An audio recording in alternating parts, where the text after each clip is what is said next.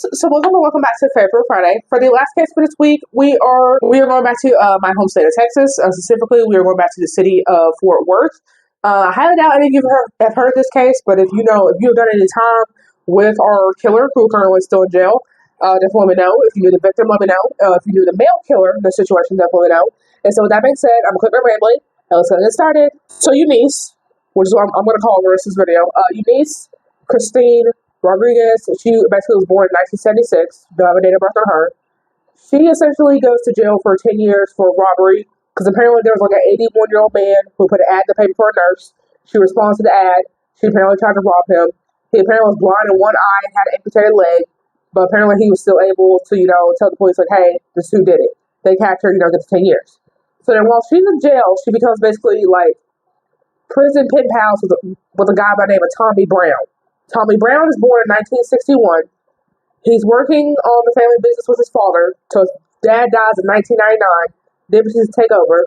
In 2006, he meets a woman by the name of Connie, who essentially he's in an on-again, off-again relationship with. And in 2013, so I guess they were too old to have their own kids, they decided we're going to settle down, be serious, and we're going to have a surrogate. So in 2011, Eunice is actually released early, and she proceeds to try to go visit Tommy in Texas. However, apparently she would bump into Braylon Ellis while he is on his way to California. They would exchange numbers, cell phone numbers with each other, and then proceed to go into a long-term relationship. She proceeds to tell Tommy that she's pregnant and that she'll be their surrogate, I guess, for your charge, because, surrogates be hella expensive. And then she tells Braylon that, the kid's yours, and that Tommy's actually abusive. And side note, Eunice isn't actually pregnant at all. But you got these two men thinking that you are pregnant. So then in August, basically, Tommy makes a report that Eunice had took his wallet and TV.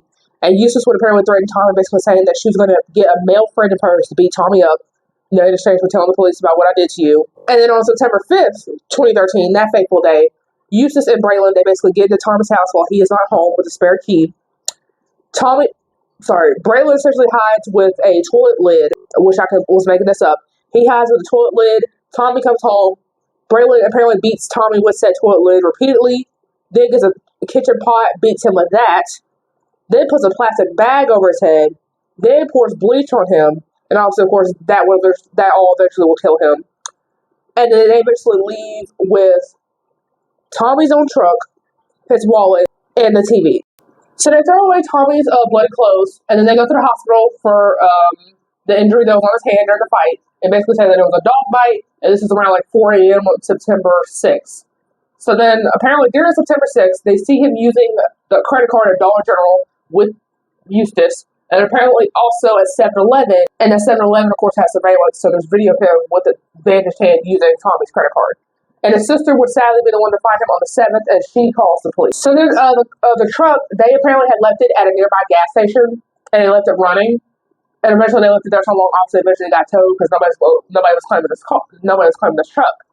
So then apparently in the truck, they found a broken toilet lid and a Greyhound ticket with Eunice's name on it. And so Eunice would apparently text Tommy's boss, obviously pretending to be Tommy because Tommy's now dead, but saying, hey, can you send my last check through Western Union, but do not send it through Tommy Brown, my government name, because I don't have my ID, and obviously when you go through Western Union, you need to show ID to verify that it is in fact you and not taking someone else's money. Could you put it on the name Braylon Ellis? So they go to Tommy's neighbors, I guess, show a lineup to show hey, did y'all ever see this woman around this neighborhood? To try to show that Eunice did in fact know Tommy. However, the photo they show her was from 2003, and the murder happened in 2013.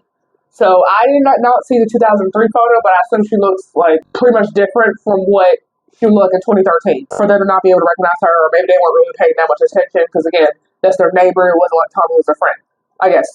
And so they find Braylon and Eunice hiding out at Braylon's mom's house in Georgia. Obviously, both of them are arrested. They find Tommy's wallet and phone in a dresser. Braylon proceeds to testify against her, and they both get life with possibility parole to 30 years. And then, of course, Eunice will basically try to testify, basically saying that, listen, the only evidence y'all really have against me is Braylon's testimony. So without that, then y'all really have nothing, because that could easily be faked. And, of course, that was denied, and like I said at the beginning, she's still in prison to this day. Until, I guess, they decide to release her, if they do. So, with that being said, I guess that's the case of a death that happened by a toilet lid, which I never thought that was a sentence I would say in my life, but, there you are. And so, like I said, if you knew the killers, if you knew the victim, Tommy, Definitely to know. And so, with that being said, I try to pray for us 6 times a week. Just got more for everything else. And I'll see you guys next one. Bye.